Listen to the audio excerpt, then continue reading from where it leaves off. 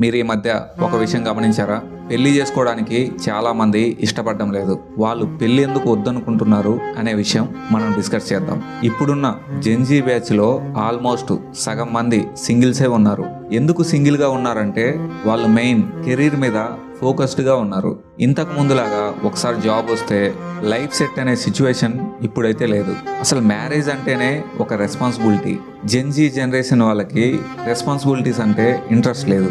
అలా అని కంప్లీట్గా అబ్బాయిలకి అమ్మాయిలు, అమ్మాయిలకి అబ్బాయిలు దూరంగా ఉంటున్నారా అంటే అలా ఏం లేదు. రిలేషన్షిప్లో ఉంటున్నారు, కానీ పెళ్ళికి మాత్రం దూరంగా ఉంటున్నారు. ఎందుకు అంటే పెళ్లి చేసుకుంటే పిల్లల్ని కనాలి, రెస్పాన్సిబిలిటీస్ కూడా చూసుకోవాలి. ఇప్పుడున్న జాబ్స్కి ఇద్దరు పని చేస్తేనే వాళ్ళకు సరిపోవడం లేదు. ఇక పిల్లలు, రెస్పాన్సిబిలిటీస్ అంటే కష్టం కదా.